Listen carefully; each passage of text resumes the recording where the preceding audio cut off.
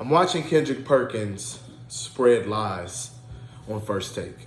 I'm watching it live. Like, I'm seeing somebody spread lies and reach for the lowest hanging fruit possible to try to push and paint a narrative and a picture that I don't think exists in this particular MVP argument. As we all know, Nikola Jokic and Joel Embiid have been in an MVP race for the past 2 seasons. Actually, 3 seasons if you want to say, because 2021, 2022, and of course this year, 2023. And the thing that's bothering me the most about what Kendrick Perkins is doing is that how dangerous it is and how unnecessary it is. You can make a case for Nikola Jokic, for Joel Embiid, for Giannis Antetokounmpo, for Jason Tatum without reaching for the lowest hanging fruit possible to try to make people feel sorry or to try to put a narrative out there that simply does not exist. Do racism and colorism and other things factor into the MVP argument or basketball talk in general? Absolutely.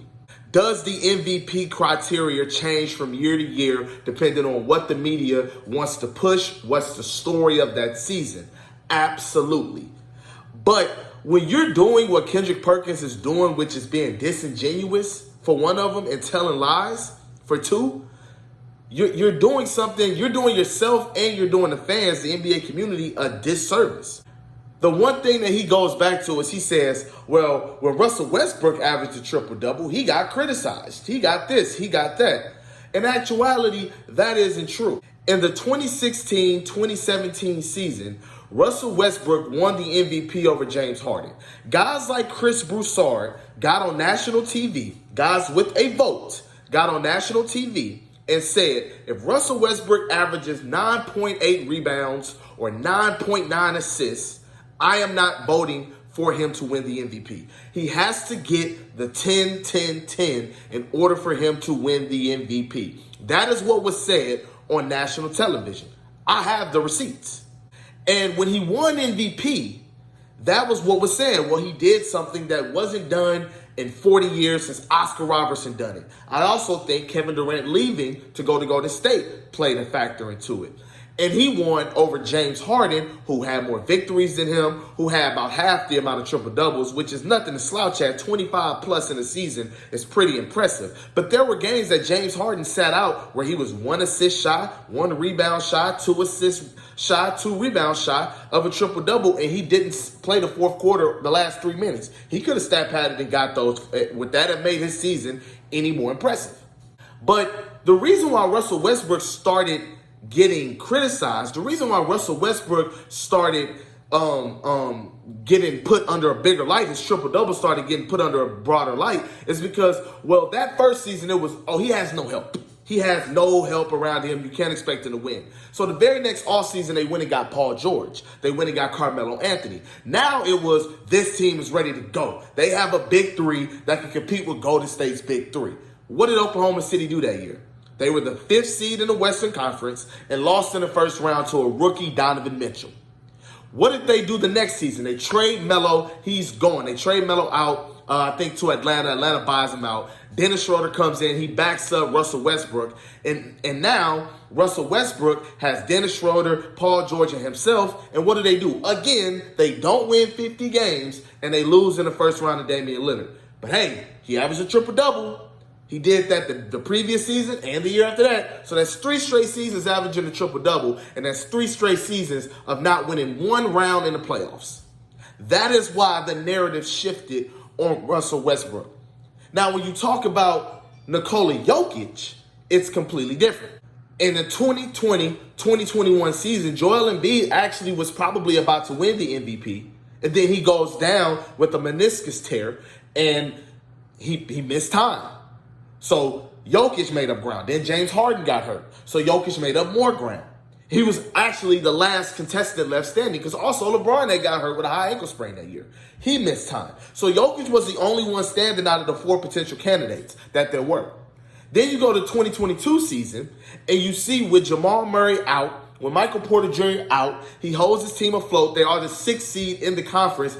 And he won the MVP again. Some people will say, well, why would he win as a 6th seed? Joel Embiid, that same season, Ben Simmons issue. He wasn't playing. Joel Embiid had his team the same exact way. That's the only season where you can say that there's a legitimate gripe or some type of narrative being pushed about Jokic. This season, there's nothing to say. In the 2022-2023 season, there's absolutely nothing to say. There's absolutely nothing you can say about what's going on this year, about a narrative being pushed. His team is number 1 in the West. They're undefeated when he notches a triple-double. They're finally healthy.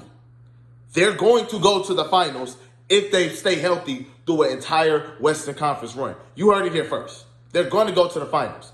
But let's go deeper than this. In the 2020 postseason, the last time Jokic in the playoffs had everybody healthy and available, they lost in the conference finals to the Los Angeles Lakers, who went on to win a championship. In the 2021 season, they get swept in the second round by the Phoenix Suns, who went on to come out the Western Conference and eventually lose to the Milwaukee Bucks and Giannis Antetokounmpo. In 2022, he loses in the first round to Steph Curry, Klay Thompson, Draymond Green and them boys, Jordan Poole, who went on to go to represent the West and win a championship over the Boston Celtics. So obviously, Jokic isn't losing to teams that aren't representing the Western Conference, that aren't the cream of the crop. He isn't losing to teams that he's supposed to beat, especially missing Jamal Murray, especially missing Michael Porter Jr. And anybody that wants to bring 2020 into the occasion and say, oh, he was this, he lost that. Jokic was not the player that he was in 2021, 2022, or now in 2023 that he was in 2020. Nobody had Jokic as a top 5 to 10 player in 2020.